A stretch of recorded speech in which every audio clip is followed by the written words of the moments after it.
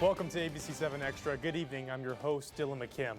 For the next half hour, we are looking at the future of the city's multi-purpose center project in downtown and the Duranguito neighborhood in Union Plaza.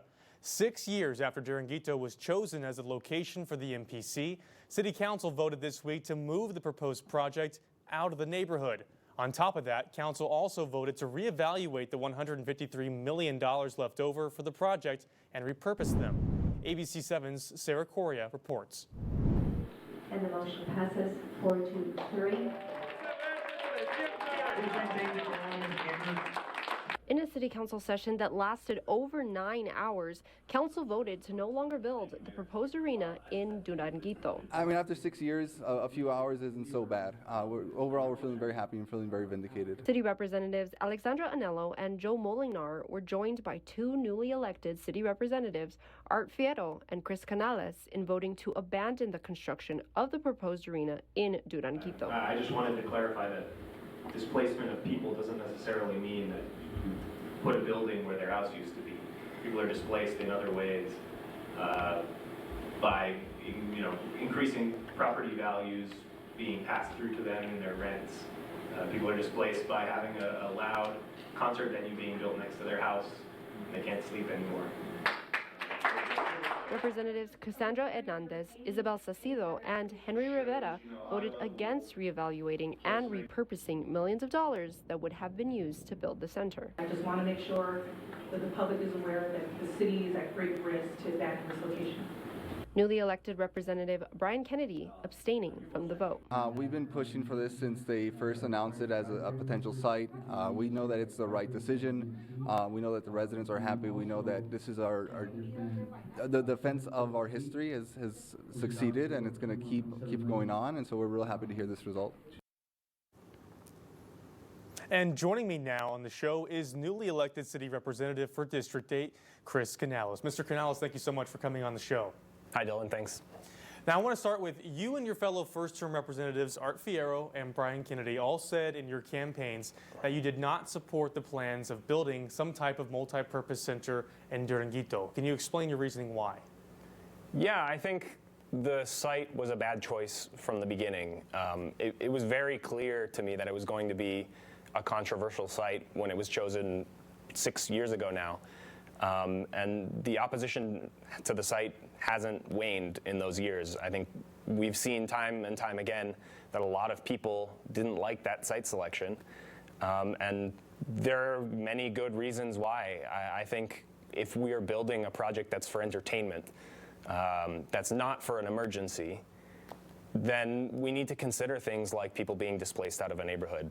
That is one of the chief things that I think is important when you're selecting a site for an entertainment project.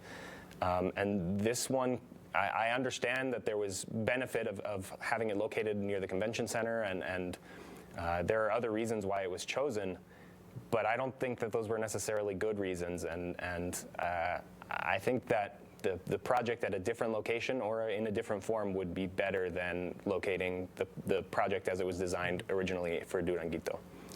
Now, the council before you, they approved a $800,000 feasibility study into Duranguito and the arena, the project, to see if it was still feasible, if council still had, the city still had enough money to make the project, and they were looking at different options, an arena option, a hybrid option that would preserve the buildings and also provide some sort of indoor-outdoor facility. They showed those final results of that study on Tuesday. Did you like the look of the hybrid style venue? Well, first of all, I want to thank Gensler. They did exactly what the previous city council asked them to do in coming up with that kind of concept.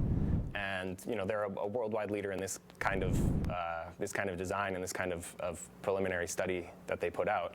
And I do think that they did a good job of presenting exactly what was asked of them by the previous city council. That said, I don't know. I think, to me, the smaller hybrid type of venue doesn't necessarily have the impact that I think some people would have wanted from a larger venue. And I understand it was done to fit the project into the site. but I don't think the site was good, and so I don't think the venue had to fit into the site. If that type of hybrid site was built elsewhere, I don't know that that would give us the best impact in terms of what we're looking to get out of it, which is principally attracting a larger concert. That's what some people have said would be the goal of the MPC.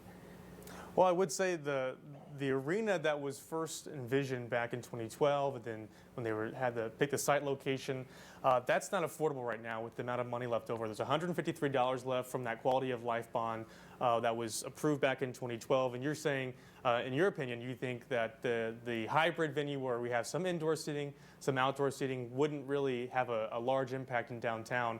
I know City Council, they've gone to the city and said, come back to us with a different location for this project. Do you think this project should still go on? I think we need to look at the different options, right? It's hard to find a different site downtown. I don't think it's impossible, but it's difficult. Downtown is, pretty developed and pretty saturated, and there's a lot of private, productive property there that people might not want to sell to the city. We have to take that into consideration. I think this is one of the reasons why this council wanted to look at the possibility of upgrading some existing facilities as well, or looking at properties that the city already owns. Whether or not the project goes forward, it's hard to say. I think the agenda item number 13 that was passed the other day gave the city staff and the city manager a lot of flexibility to look at all these different options and to come back with a few different options and recommendations. Yeah, do you want to use those funds for another, for upgrading an existing city facility like the Abraham Chavez Theater or the Convention Center? Are those the two on top of your mind we could repurpose those funds to? I think those are options. At the end of the day, we have to look too at the language that was passed in the bond in 2012. And it does give us the option to upgrade facilities. So that's one of the options that we have to consider, I think. I want to be careful to say, that we're going to do one specific venue or the other. We wanted to give city staff the flexibility to recommend all different kinds of things and maybe to get creative with what we're able to do. What would you like to see come of Duranguito now? It has been a residential neighborhood for some time. I think we don't necessarily want to be losing residents out of downtown, right? The stated goal that the city has put forward for a long time now is that we want more residents downtown. And I do think that this gives us an opportunity to look at some maybe additional housing options in that area. And I think that it needs to be something that's mixed use. Whatever happens there, it needs to be a mix of uses, probably some commercial and hopefully some residential. And I think any component of residential development there has to include mixed income and low income housing. It's very important, especially in a downtown, that you have housing available for all kinds of people. Anybody who wants to be able to live downtown, I think, should be able to afford to live downtown, because the goal that the city has stated for so long is to bring people downtown. Representative Canales, you represent District 8. What are you hearing from your constituents? What do they want? Yeah, I've had the unique opportunity just coming out of a campaign to talk to lots and lots of people at their front doors. I went to thousands of doors and I talked to hundreds of people.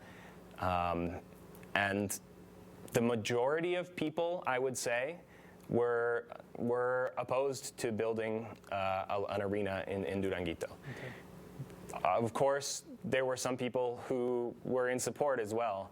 But I have to say I've been a little bit disappointed by the narrative that we've heard from some people that it's just a tiny vocal opposition to building in Duranguito. There have been a lot of people who have told me that they didn't like that idea, and that's partially what informs my position on this. At the end of the day, I have to represent the people who live in the district, and that's what my job is.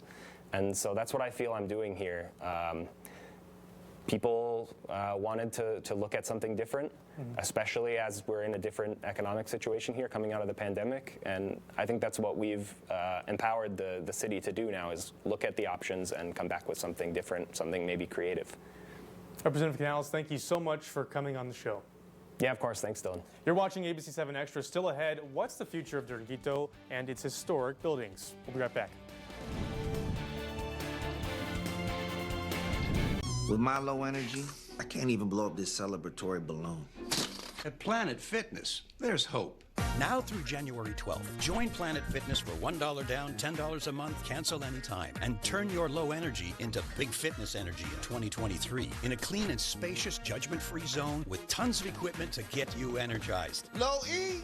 Not for me. Simply join through the free PF app for $1 down, $10 a month, no commitment, cancel anytime. Deal ends Thursday, January 12th. The Sunbolt cars are back at Oscar Leaser's Hyundai of El Paso, and they're available direct to you for a limited time. Sunbolt Elantras and Sonatas, Tucsons and Santa Fe's, even Palisades, fully stocked and fully equipped. All available with zero cash out of pocket. Interest rates as low as 2.9% and payments as low as $199 a month. And Oscar Leaser's Hyundai of El Paso is fully stocked today. The cars, crossovers, SUVs, and electric vehicles you want. The Sunbolt cars are back at Oscar Leaser's Hyundai of El Paso.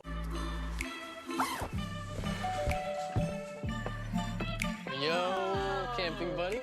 Okay, you guys ready? Dude, I thought you were driving. I thought you were driving. Oh, I never said I was driving. I definitely can't drive.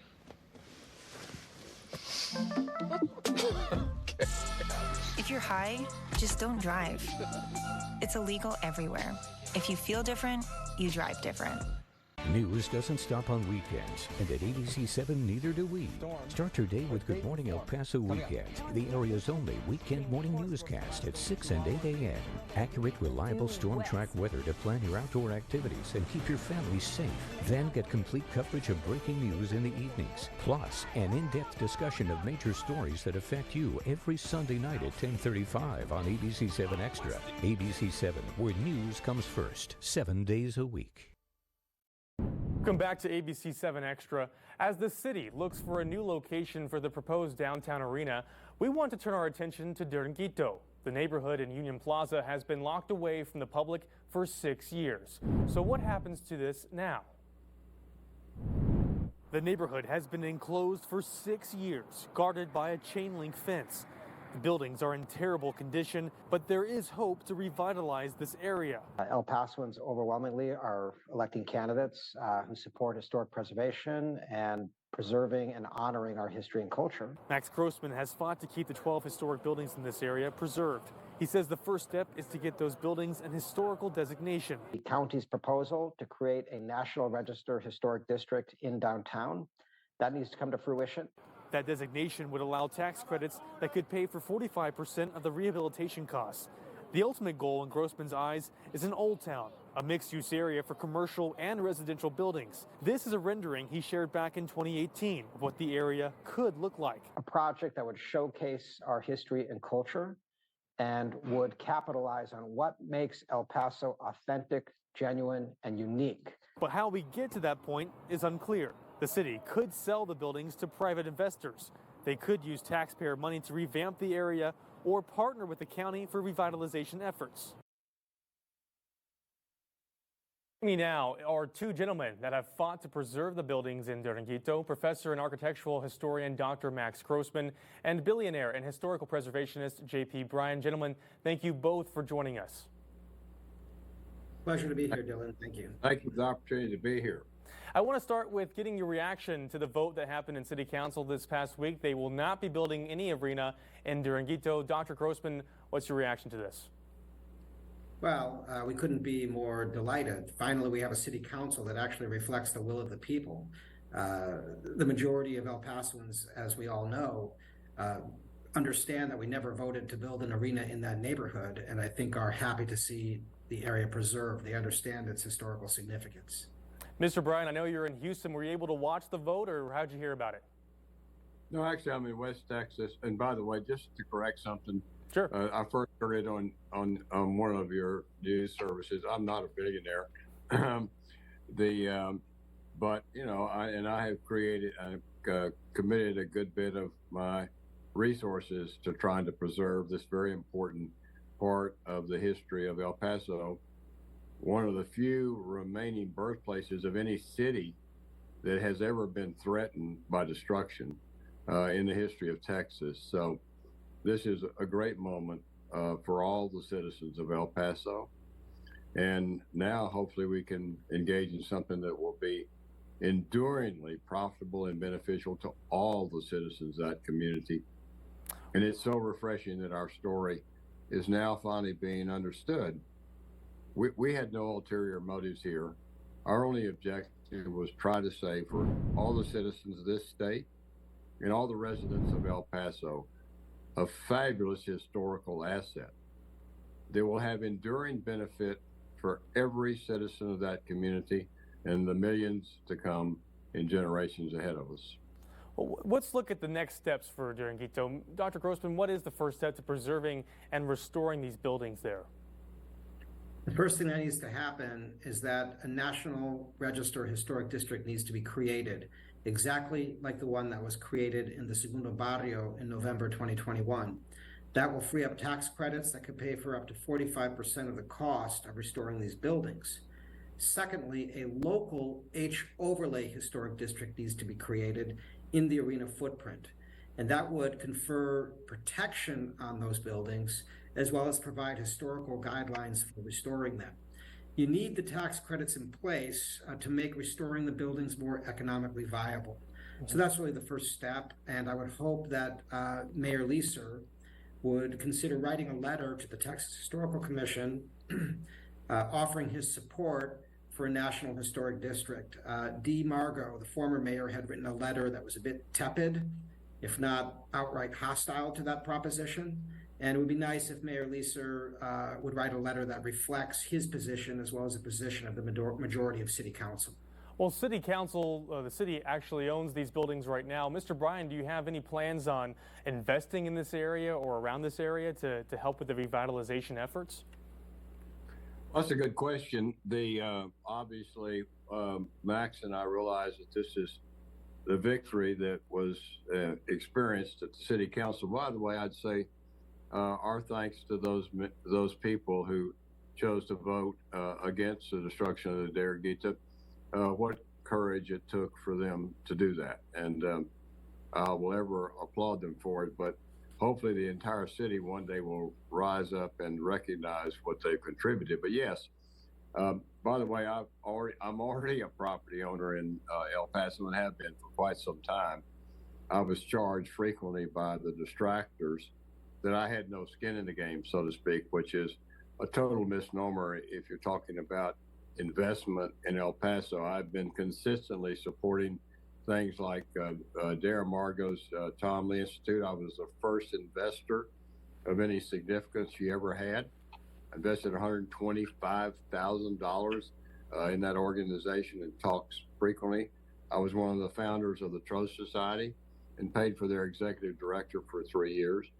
So I own a building in the Duranguito and have owned it for about 2 years now.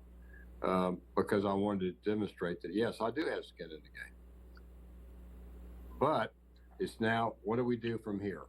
Right. So we need to start working on a public-private partnership to begin the restoration. This is so necessary, and that can take many different forms. But you've seen, early precursors of our vision for what that area could look like.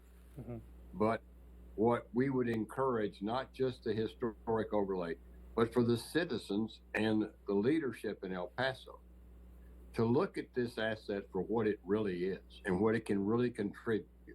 Not just the Duranguito, but the entire downtown part of El Paso could really be one of the great historical restoration sites in America. It would attract tourists from all over the world. So we need to look at it with a positive light and say, look what we can all do to contribute to the economic vitality of our city. Look, this is going to bring money. The city's not going to have to spend its own money.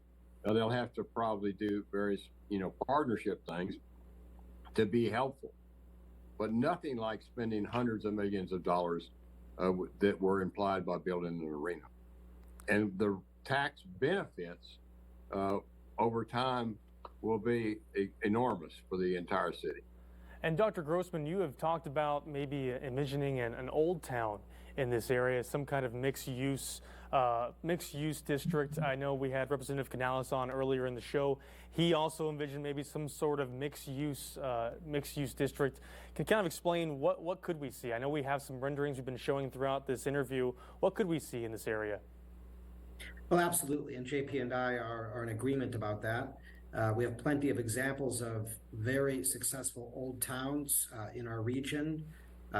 Albuquerque, that's a very successful old town that was created through a strategic partnership. La Villita in San Antonio, Texas, and of course JP's Marathon, Texas, where we restored many different buildings and saw to it that there was a brewery, a steakhouse, and various businesses that would support the enterprise and support the neighborhood. So yes, a mixed-use old town that includes commercial enterprise as well as residential, and hopefully also accommodating the barrio residents, where the tenements can actually be converted, hopefully, into federally subsidized housing to keep the rents affordable for those who have always been in the neighborhood. And I can see three possible ways for the Old Town concept to work, three basic models that have been proven true in various instances.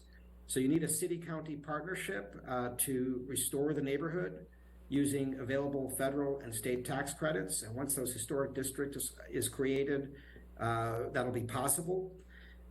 Possibility number one, the city turns over the entire arena footprint area to a single firm, which will redevelop that area, all of the buildings, within the context of that city-county strategic plan.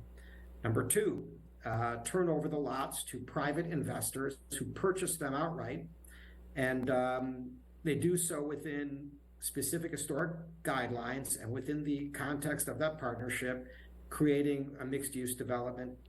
Or number three, the city can maintain ownership of those properties and simply lease them out to private businesses and investors and see to the success of the area. So these are three possible models that can work. JP and I feel certain that the city has got some very smart people in there, will find a path forward and select the solution that will work the best for El Paso. Dr. Max Grossman, Mr. JP Bryan, thank you both for coming on the show and sharing your insight. Thank you so much. Remember, build it and they will come. There it is. Thanks, Dylan. Thank you very much. You're watching ABC-7 Extra. Still ahead, I have a personal message for all of our viewers. Stay with us. Welcome to the Splash Zone. The A1 Double Cheeseburger from Carl's Jr. is back with charbroiled beef, onion rings, and Swiss, covered in savory A1 sauce. Bite into the A1 Double Cheeseburger starting at $3.49, only at Carl's Jr. Perches Funeral Homes has two new locations to serve our community, one in Horizon and the other in Socorro. Both locations have beautiful and spacious chapels with wonderful lobbies for your comfort. We also just acquired the amazing iron hearse for that motorcycle enthusiast that deserves a final ride. For more information, stop by any of our 14 locations here in El Paso, Las Cruces, and Juarez. Perches Funeral Homes. We care. Attention Las Cruces. Advanced Neurology, Epilepsy, and Sleep Center is the only certified epilepsy center in a 250-mile radius that offers the most accurate, cutting-edge technology necessary to diagnose these symptoms. Now you don't have to take your loved ones to Albuquerque to get these great services. We are led by Dr. Amar Harikar and his practitioners, and they will care for you in a comfortable and professional environment. If you or a loved one is suffering from seizures, please call Advanced Neurology, Epilepsy, and Sleep Center today. You deserve to live a normal life. Call now. What does Habitat for Humanity build? Opportunity, strength, and stability. Home. Hey everybody, I'm Garth Brooks. And I'm Trisha Yearwood. And nothing illustrates the beauty of what we can build together like Habitat for Humanity. In our work with Habitat, we've seen what's possible. In your community and around the world right now, neighbors are helping neighbors build masterpieces of their own. Visit Habitat.org to learn more and get involved today. A burger so good, you'll put a ring on it. Or two. Carl's Jr.'s A1 Double Cheeseburger is back with charbroiled beef, melty Swiss, A1 sauce, and crispy onion rings. Bite into the A1 Double Cheeseburger starting at $3.49 only at Carl's Jr. Welcome back. I have some bittersweet news. Tonight is my last show as the host of ABC-7 Extra, and it's the last time I will be on KVIA. I've accepted a new position in Austin, Texas, and I will be leaving El Paso this week, and I'm leaving with a heavy heart. These last 2 years at KVIA and the past 6 months as the host of this show have been so rewarding. I cannot thank El Pasoans enough for welcoming an outsider and inviting me into your homes every night. It has been a privilege to tell the stories of this community.